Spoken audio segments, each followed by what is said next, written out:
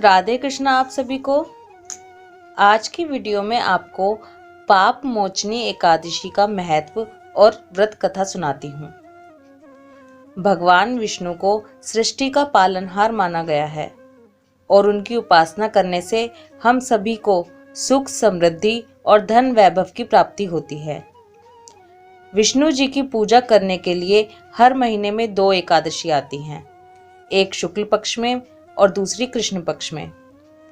चैत्र मास के कृष्ण पक्ष में जो एकादशी पड़ती है उसे पाप मोचनी एकादशी कहते हैं। पुराणों में बताया गया है कि पाप मोचनी एकादशी का व्रत रखना बेहद शुभ फलदायी होता है। इस व्रत को करने से मनुष्य के सभी पुराने पाप धुल जाते हैं और मन का मैल साफ हो जाता है। पाप मोचनी एकादशी के बारे में शास्त्रों में बताया गया है कि इस व्रत को करने से ग्रहों के अशुभ प्रभाव को दूर किया जा सकता है। पाप मोचनी एकादशी का व्रत करने वालों को चंद्रमा भी शुभ फल देता है। मान्यता है कि इस दिन भगवान विष्णु की पीले फूलों से पूजा करना सबसे शुभ होता है। इस दिन भगवान विष्णु के चतुर्भुज रूप की पूजा की जाती है। इस दिन भगवान विष्णु को पीले फल, पीले फूल और पीली मिठाइयों का भोग लगाया जाता है। पाप मोचनी एकादशी व्रत कथा। एक बार राजा युधिष्ठिर ने श्री भगवान से पूछा कि हे प्रभु, चैत्र मास के कृष्ण पक्ष में आने वाली एकादशी का क्या नाम है, इसका महत्व और कथा क्या है, कृपा करके बताइए। तब श्री कृष्ण बोले, हे राजन, चैत्र मास के कृष्ण पक्ष में आने वाली एकादशी को पाप मोचनी एकादशी कहते हैं। इस व्रत को करने से सभी पाप नष्ट होते हैं।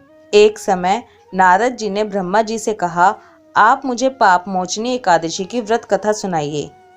तब ब्रह्मा जी बोले, प्राचीन समय में चित्ररथ नामक एक रमणीक वन था। इस वन में देवराज इंद्र गंधर्व कन्याओं तथा देवताओं के साथ स्वच्छंद विहार करते थे।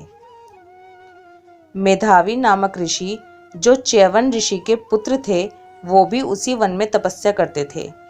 मेधावी ऋषि शिव उपासक थे। अप्सराएं कामदेव की अनुचरी थीं। कामदेव शिव जी के विद्रोही थे।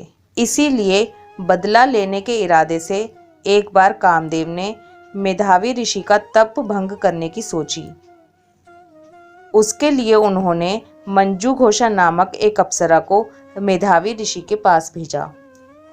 युवा अवस्था वाले मुनि अप्सरा के हाव भाव, नृत्य, गीत तथा कटाक्षों पर मोहित हो गए और मंजू घोषा के साथ ही नित निवास करने लगे। मुनि को रति क्रीड़ा करते हुए बहुत सारे वर्ष व्यतीत हो गए। एक दिन मंजू घोषा ने देवलोक जाने की आज्ञा मांगी। तभी मुनि को ज्ञान हुआ कि वे इतने वर्ष तक एक अप्सरा के साथ काम क्रीड़ा करते रहे और अपनी तपस्या और शिव भक्ति से विमुख हो गए।